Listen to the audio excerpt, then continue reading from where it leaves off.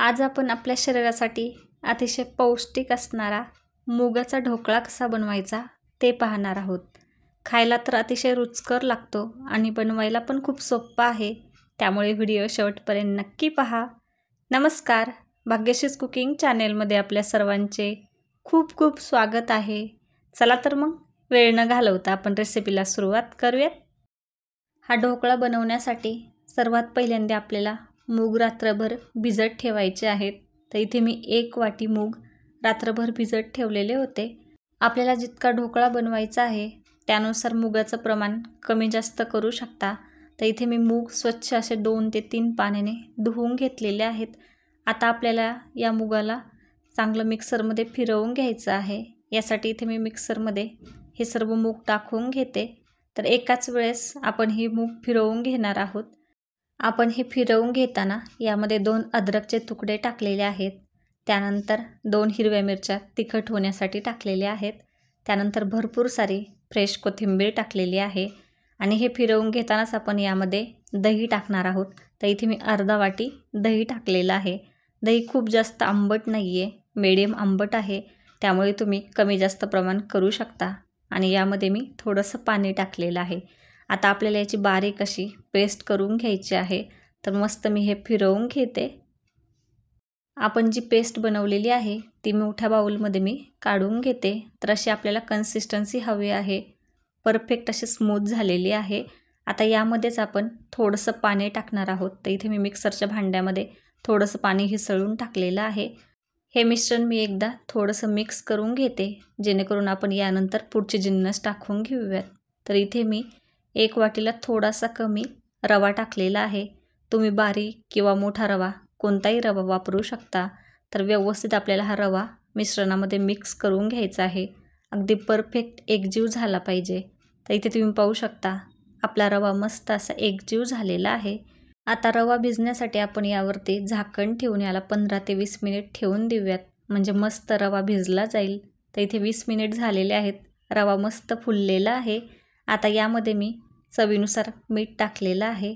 तर आपण मीठ व्यवस्थित असं मिक्स करून घ्यायचं आहे, म्हणजे सर्व मिश्रणामध्ये मीठ एकजीव होईल असं मी मिक्स करून घेतलेलं आहे। यानंतर आपण या मिश्रणामध्ये अर्धा चमचा खाण्याचा सोडा टाकलेला आहे। खाण्याचा सोडा टाकल्यामुळे आपला ढोकळा मस्त असा फुलला जातो। आणि यावरून मी 1 ते 1.5 चमचा पाणी टाकलेलं आहे। आता हे मिश्रण आपल्याला छान असं मिक्स करून घ्यायचं आहे, परफेक्ट असं मिश्रण तयार करायचं आहे। यानंतर आपण या मिश्रणामध्ये 1 ते 1.5 चमचा तेल टाकलेलं आहे। तेल व्यवस्थित मिक्स करून घ्यायचं आपल्या मिश्रणामध्ये। इथे आपलं बॅटर परफेक्ट असं तयार आहे। आपण ढोकळा कुकरच्या डब्यामध्ये बनवणार आहोत, त्यामुळे इथे मी कुकरच्या डब्याला छान असं तेल लावून घेते। तुमच्याकडे दुसरं कोणतंही भांडं असेल त्यामध्ये तुम्ही ढोकळा बनवू शकता।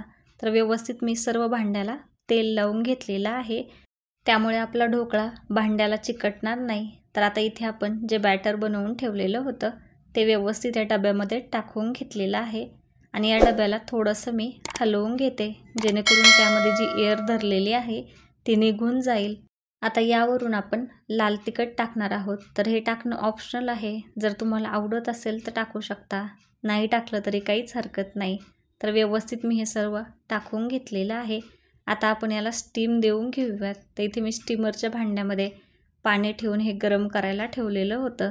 आता यावरून आपण जे कुकरच्या डब्यामध्ये बॅटर भरलेलं आहे ते ठेवून देऊयात आणि आपण यावरून झाकण ठेवून याला 20 ते 25 मिनिट स्टीम करून घेऊयात। तर 20 ते 25 मिनिट झालेले आहेत।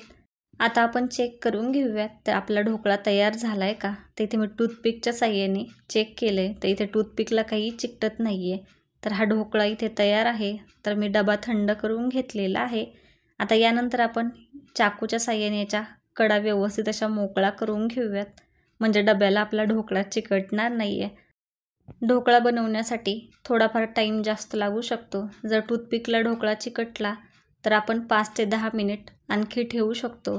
तर इथे मी सर्व ढोकळा व्यवस्थित असा दुसऱ्या भांड्यामध्ये काढून घेतलेला आहे, मस्त असा निघलेला आहे। आता आपण याला कट करून घेऊयात। तर व्यवस्थित मी हे सर्व काप करून घेते। तर तुम्हाला जितके लहान मोठे त्याचे पीसेस हवे असतील तेवढे तुम्ही बारीक याचे काप करू शकता। इथे तुम्ही पाहू शकता आपला ढोकळा मस्त असा फुललेला आहे, छान अशी जाळी पडलेली आहे। आता आपला ढोकळा आणखीनच चवदार लागण्यासाठी आपण एक तडका बनवून घेऊया। त्यासाठी इथे मी पॅनमध्ये 2 चमचे तेल टाकलेलं आहे। तेल छान गरम झाले त्यानंतर मी 1 चमचा मोहरी टाकलेली आहे। मोहरी आपल्याला मस्त 1 मिनिट परतून घ्यायची आहे। छान तडतडली की यामध्ये 1 चमचा मी पांढरे तीळ टाकलेले आहेत। हे दोन्ही पण आपल्याला छान असं 1 मिनिट परतून घ्यायचं आहे। आता यामध्ये आपण 5 ते 6 कढीपत्त्याची पानं टाकलेली आहेत। आपल्याला मस्त असा कढीपत्ता परतून घ्यायचा आहे।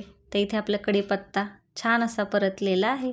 आता यामध्ये आपण जे ढोकळ्याचे पीसेस करून ठेवलेले होते ते सर्व टाकून घेतलेले आहेत आणि आपण 1 मिनिट याला चांगलं परतून घेणार आहोत। आपण जी फोडणी बनवलेली होती ती मस्त आपल्या ढोकळ्याला लागेल असं मी याला मिक्स करून घेतलेलं आहे। अगदी छान आपला ढोकळा दिसतोय। आता यानंतर आपण यावरून मस्त असा बारीक किसलेला खोबऱ्याचा किस टाकलेला आहे। तुम्ही यावरून ओल्या नारळाचा किस किंवा खोबऱ्याचा किस टाकू शकता। हा टाकणं ऑप्शनल आहे, पण त्यामुळे आपल्या ढोकळ्याची चव आणखीनच वाढते, खायला अतिशय उत्तम लागतो। तर मस्त मी 1 मिनिट याला परतून घेतलेला आहे। काही मस्त आपला ढोकळा दिसतोय।